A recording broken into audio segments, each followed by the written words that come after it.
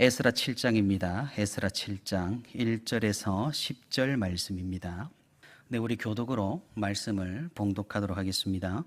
이 일 후에 바사왕 아닥사스다가 왕위에 있을 때에 에스라라 하는 자가 있으니라. 그는 스라야의 아들이요 아사랴의 손자요 힐기야의 증손이요 살룸의 현손이요 사독의 5대 손이요 아히두베의 6대 손이요 아마랴의 7대 손이요 아사랴의 8대 손이요 무라요의 9대 손이요 스라히야의 10대 손이요 우시엘의 11대 손이요 붓기의 12대 손이요 아비수아의 13대 손이요 비느하스의 14대 손이요 엘르아살의 15대 손이요 대제사장 아론의 16대 손이라. 이 에스라가 바벨론에서 올라왔으니 그는 이스라엘의 하나님 여호와께서 주신 모세의 율법에 익숙한 학자로서 그의 하나님 여호와의 도우심을 입음으로 왕에게 구하는 것은 다 받는 자이더니 아닥사스다 왕 제7년에 이스라엘 자손과 제사장들과 레위 사람들과 노래하는 자들과 문지기들과 느디님 사람들 중에 몇 사람이 예루살렘으로 올라올 때에 이 에스라가 올라왔으니 왕의 제7년 닷째 달이라. 첫째 달 초하루에 바벨론에서 길을 떠났고 하나님의 선한 손에 도우심을 입어 다섯째 달 초하루에 예루살렘에 이르니라. 에스라가 여호와의 율법을 연구하여 준행하며 율례와 규례를 이스라엘에게 가르치기로 결심하였었더라. 아멘. 우리 한 군데 더 말씀을 봉독하도록 하겠습니다. 느헤미야입니다. 역시 교독으로 함께 말씀을 봉독하도록 하겠습니다.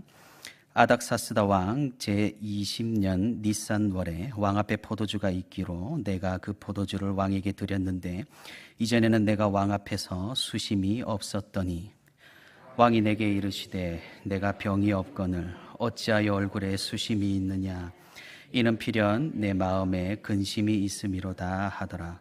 그때 내가 크게 두려워하여 왕께 대답하되 왕은 만세 수를 하옵소서. 내 조상들의 묘실이 있는 성읍이 이제까지 황폐하고 성문이 불탔사오니 내가 어찌 얼굴에 수심이 없사오리까 하니 왕이 내게 이르시되 그러면 네가 무엇을 원하느냐 하시기로 내가 곧 하늘의 하나님께 묵도하고 왕에게 아뢰되 왕이 만일 좋게 여기시고 종이 왕의 목전에서 은혜를 얻었사오면 나를 유다 땅 나의 조상들의 묘실이 있는 성읍에 보내어 그 성을 건축하게 하옵소서 하였는데 그때 왕후도 왕 곁에 앉아 있었더라.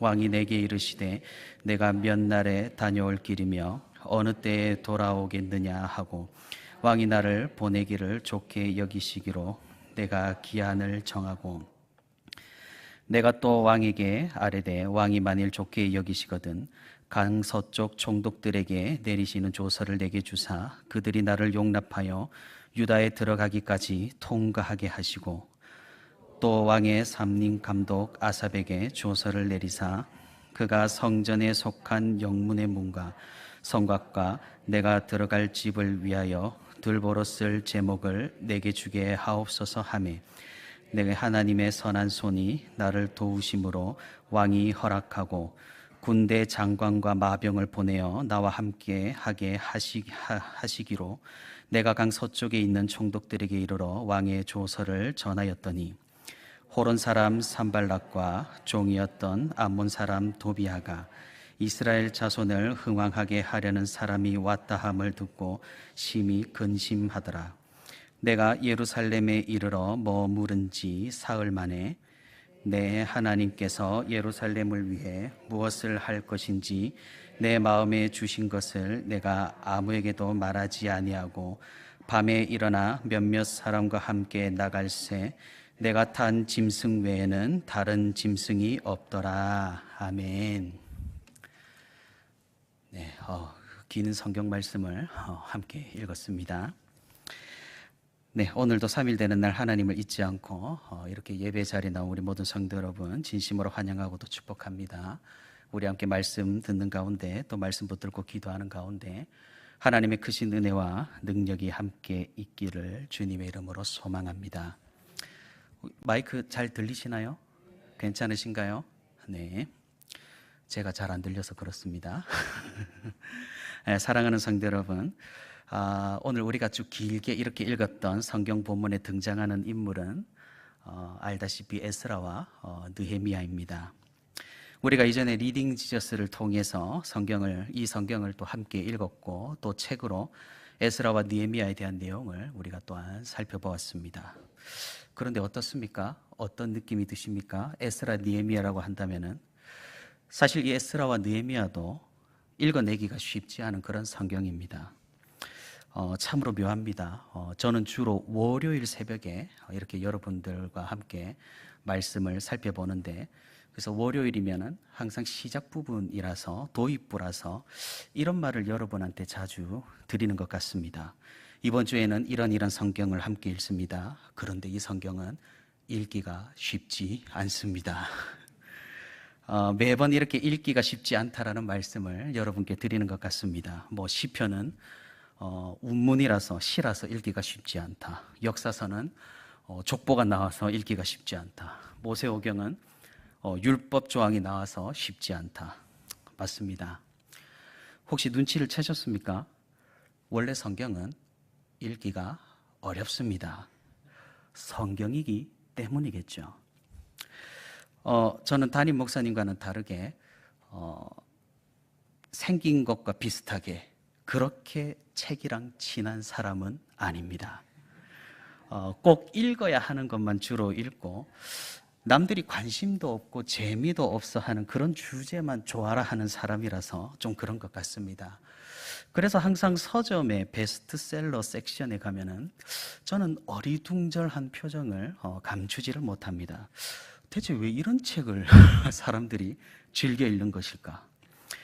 제가 즐겨 읽는 것이 주로 과학, 역사, 철학, 신학 이런 계열이다 보니 최근에 독서 트렌드가 이해되지 않을 때도 너무나 많습니다. 그리고 베스트셀러라 해서 유명한 책이라고 해서 이렇게 살펴보면은 내용이 조금은 실망스러울 때도 많았습니다. 주제나 내용이 좀 빈약하고 정말인지 그냥 눈으로 쓱 대각선으로 봐도 읽어지는 그런 수준의 책이 난무하니 저는 굳이 우리 교회 작은 도서관에 그런 책들을 놔둬야 되나 싶은 그런 생각도 듭니다.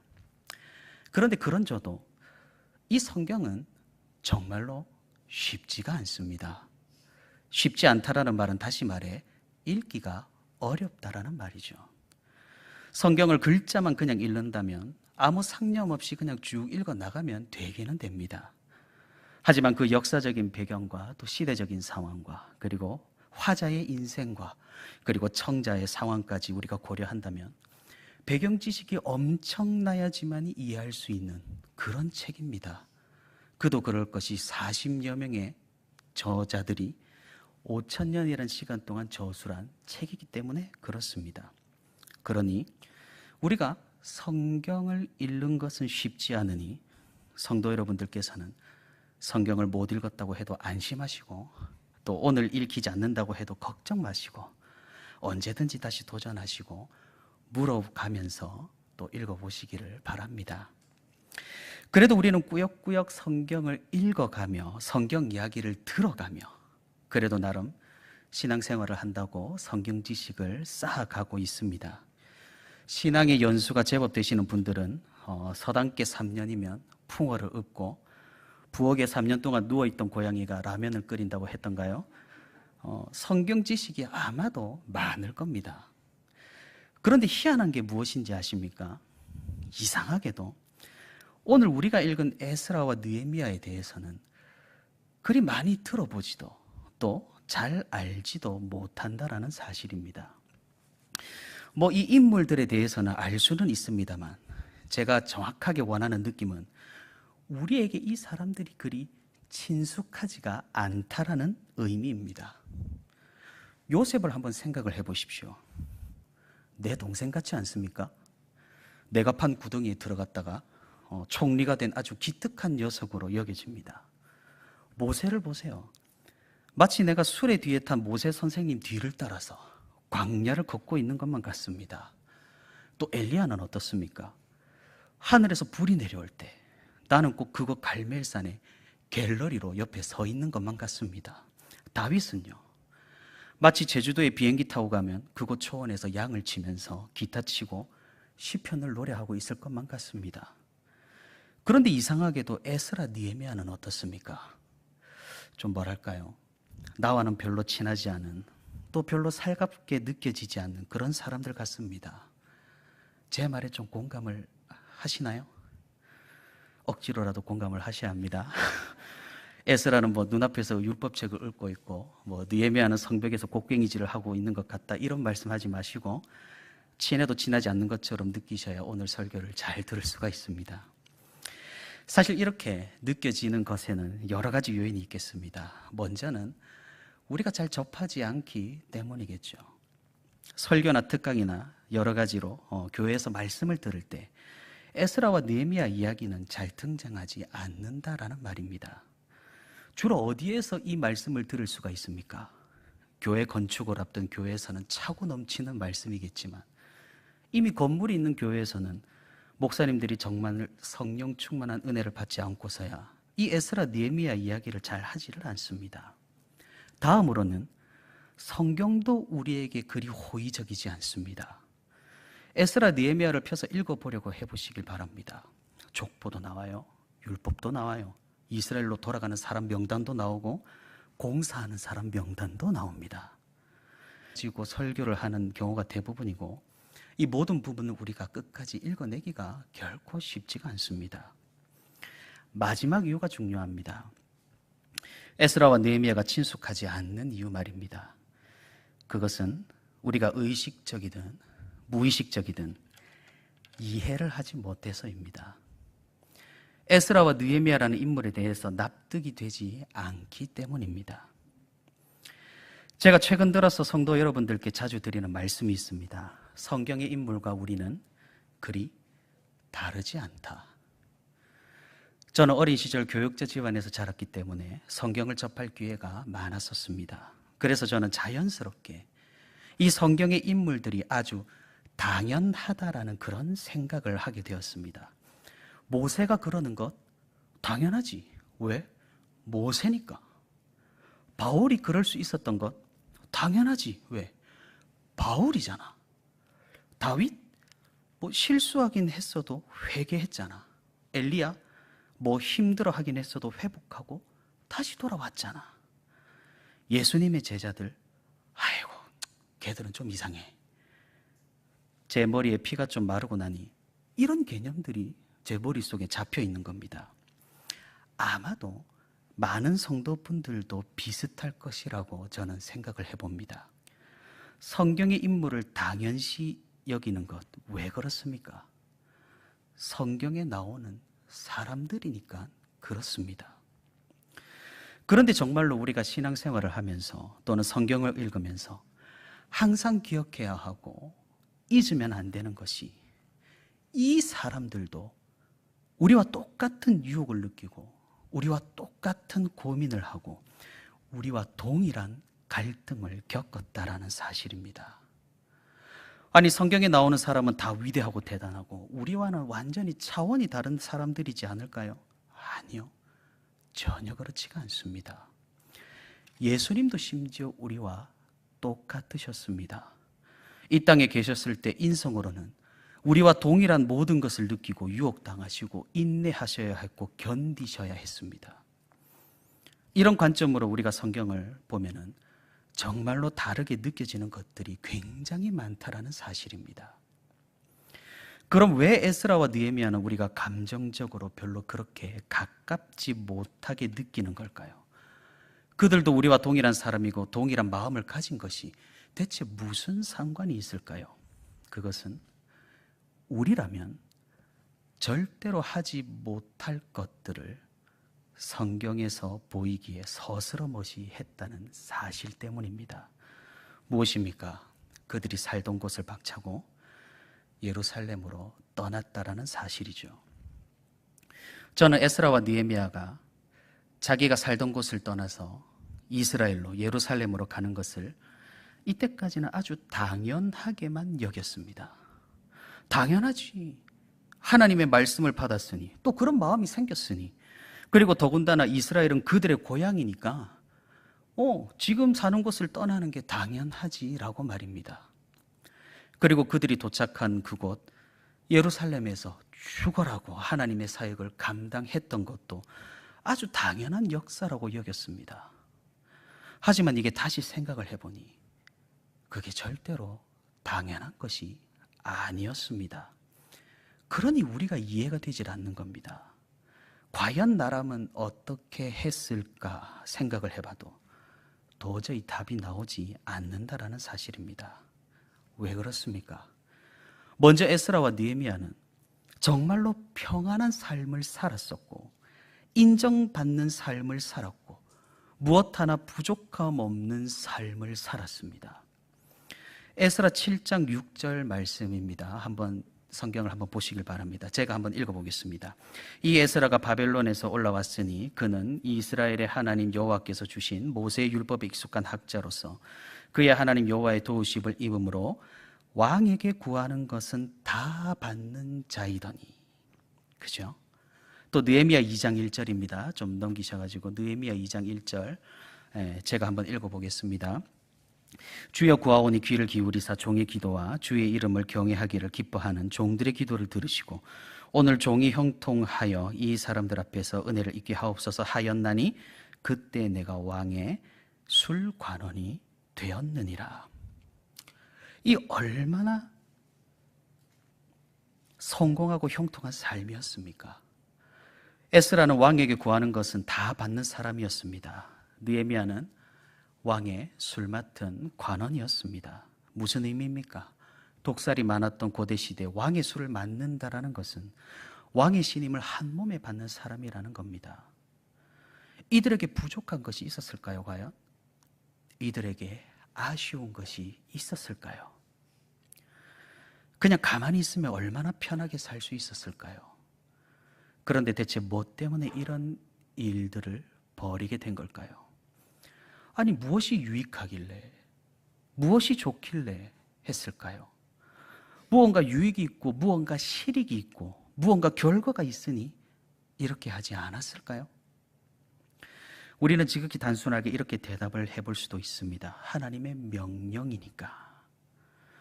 그런데 우리가 성경을 아무리 살펴봐도 하나님께서 에스라와 느헤미야에게 명령한 부분은 찾아볼 수가 없습니다. 에스라는 7장 10절에 에스라가 여호와의 율법을 연구하여 준행하며 율례와 규례를 이스라엘에게 가르치기로 결심하였었더라. 느헤미야는 1장 3절과 4절에 그들이 내게 이르되 사로잡힘을 면하고 남아있는 자들이 그 지방 거기에서 환난을 당하고 능욕을 받으며 예루살렘 성은 허물어지고 성문들은 불탔다 하는지라 내가 이 말을 듣고 앉아서 울고 수일 동안 슬퍼하며 하늘의 하나님 앞에 금식하며 기도하여. 하나님께서 직접적으로 명령하신 것이 아니라 이들은 스스로 결심을 했던 겁니다. 이스라엘로, 예루살렘으로 가서 율법을 세우고 성벽을 다시금 세우겠다라고 말입니다. 그럼 대체 이들은 왜 이런 결단을 하게 된 걸까요? 사랑하는 성도 여러분, 우리는 잘 생각을 해봐야 됩니다. 우리가 교회에서 어떤 일을 맡아서 섬기고 봉사하고 헌신할 때 우리는 잘 생각을 해봐야 합니다. 예수님께서도 망대를 세울 때 계산하고 세우지 않느냐고 말씀하셨습니다. 그러니 너희가 하나님 나라를 위해 일을 할 때도 계산을 해봐라고 말씀을 하셨다라는 겁니다. 첫 번째, 이것을 하면 나에게 무슨 손해가 있겠는가? 두 번째, 이것을 하면 나에게 무슨 유익이 있겠는가? 세 번째, 이것을 하지 않으면 나는 어떤 것을 더 할 수가 있는가? 네 번째, 이것을 하는 것이 다른 것을 하는 것보다 더 나은가? 우리는 드는 물질과 체력과 에너지와 기회 비용들 모든 것을 계산을 해봐야 합니다. 사실 우리가 교회에서 하나님 나라를 위해 헌신하면서 가장 크게 느끼는 문제는 무엇입니까? 바로 이게 무슨 유익이 있냐는 문제입니다. 왜냐하면 항상 이상하게도 하고 나면 뭔가 허무하고 의미가 없는 것처럼 느껴지기 때문이겠죠. 끝나고 나면 공허하고 마치고 나면 나에게 대체 무슨 유익이 있었나, 쓸모가 있었나 이런 생각이 들기 때문입니다. 교회에서 열심히 하면 뭐가 좋을까요? 이력서에 한 줄 들어가나요? 돈이 생기나요? 아주 뚜렷하게 가시적인 은혜를 선물로 받게 되나요? 무언가 아무 결과도 아무 열매도 없어 보이는 것이 현실이죠. 그러니 요즘은 더 합니다. 교회 일을 열심히 하면 주변에서 무엇이라고 말합니까? 오히려 비생산적인 일에 열심을 다한다고 핀잔을 듣는 그런 시대에 우리가 살고 있습니다. 그럴 때마다 우리는 이렇게 생각합니다. 하늘의 복을 받는다. 천국의 상급을 쌓는다. 그런데 그것조차 우리에게는 회의적입니다. 아니, 그게 대체 지금 나와 무슨 상관일까? 나는 지금 죽을 것도 아닌데, 아직 청춘인데, 물론 하늘나라 가는 데는 순서가 없다만 그래도 매번 헌신하면 을에 듣게 되는 이 허울뿐인 위로가 당연히 의미 없게 느껴집니다. 그리고 그냥 천국에만 가면 되지 뭐 굳이 상급을 그렇게 많이 쌓을 필요가 있을까? 이런 생각이 드는 것도 엄연한 사실입니다. 교회에서 하는 것 모든 것이 마찬가지죠. 전도회, 권사회 임원도 그렇고 봉사도 그렇고 교회학교 교사로 섬기는 것, 찬양팀으로 헌신하는 것, 주차로 봉사하는 것, 차량팀 운행하는 것 다 마찬가지입니다. 과연 이 활동들이 우리에게 무슨 유익이 있을까요? 무슨 유익이 있길래 하나님께서는 우리에게 교회를 허락하시고 이런 활동들을 할 수 있게끔 지금 교회를 이끌고 계시는 걸까요? 우리가 이에 대해서 조금은 심각하게 생각하고 고민해 볼 필요가 있다라는 겁니다. 사랑하는 성도 여러분, 우리가 사는 목적이 뭡니까? 우리는 무엇을 위해서 살아가나요?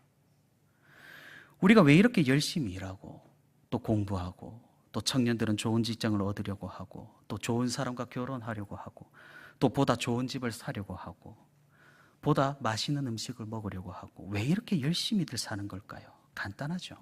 행복해지기 위해서 삽니다. 그럼 우리가 행복하려면 무엇이 필요하고 무엇이 채워져야 할까요?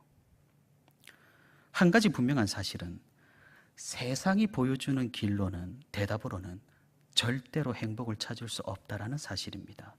물론 행복 비슷한 것은 찾을 수 있습니다. 그런데 그것은 전부 행복으로 위장한 편리함이나 편안함일 뿐입니다. 행복은 편리하고 편안한 것과는 절대로 일치하지 않는다라는 사실이죠. 행복의 나라라고 유명한 나라가 있습니다. 남아시아에 있는 부탄이라는 나라입니다. 2017년 기사에 보면 부탄의 여자 농구 대표팀을 맡은 사람이 이렇게 인터뷰를 한 그런 기사가 있습니다. 거기 기사를 읽어보니 부탄에서 이 사람이 생활을 하는데 부탄이 얼마나 사람들이 행복하게 살아가는지를 이렇게 인터뷰를 했더군요. 부탄이라는 나라는 가정에 무슨 일이 있으면 언제든지 회사에 말하고 빠져도 된다고 합니다. 그리고 부탄에는 첫눈이 내리는 날은 국가 공휴일이라고 하네요. 참 낭만적이고 좋은 나라인 것 같습니다. 하지만 최근 들어서 사회 분위기가 굉장히 많이 바뀌었다고 합니다. 점점 외부 세계와 접하는 그런 접촉점이 많아지면서 부탄도 급격하게 세속화가 진행 중이고 그것 때문에 가장 행복했던 나라가 행복지수가 완전히 거꾸로 추락을 하고 있다고 합니다. 무엇이 들어갔습니까? 욕심이 들어갔습니다. 남과 비교하여 욕심이 들어가니 이제 더 이상 자기 환경이 행복하게 보이질 않는 겁니다. 이런 사실이 우리에게 시사하는 바는 무엇일까요? 세상이 우리에게 이것만 있으면 행복할 거다, 이것만 가지면 행복할 거다 제시해주는 길과 해답은 절대로 행복할 수가 없다라는 겁니다. 행복한 척하는 것이 전부이다라는 사실입니다. 부자지만 불행한 사람이 있고 가난하지만 행복한 사람이 있는가 하면 부자인데 행복한 사람이 있고 가난하지만 불행한 사람도 있습니다. 이 말인즉슨 재물과 행복은 상관관계가 뚜렷하지 않다라는 말이겠죠. 그럼 어떠해야 행복할 수 있을까요? 성경은 물론이거니와 많은 철학자들이 이미 대답을 해놓았습니다. 남을 위하는 이타적인 삶이, 그리고 이를 통해 공동체에 속한 우리의 정체성이 우리의 공허한 마음을 크게 만족시켜 준다라고 합니다. 사랑하는 성도 여러분, 영화 중에 인터스텔라라는 영화가 있습니다. 혹시 보셨나요? 인터스텔라? 어렴풋이 기억이 나시죠? 조금 오래된 영화입니다. 우주로 연구 여정을 떠나는 가족을 남겨두고 연구 여정을 떠나는 그런 남자에 대한 이야기로서 이렇게 굉장히 SF적이고 제가 좋아하는 주제를 많이 담아내고 있는 그런 영화입니다. 여기서 보여주는 대비되는 사람들이 있습니다. 이타적인 사람들이 있고요. 그리고 우주로 날아가서 만나게 되는 이기적인 사람, 이렇게 두 사람을 만나게 됩니다.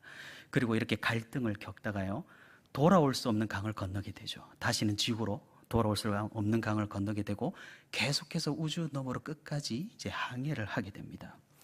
그러고 찾은 것이 블랙홀이죠.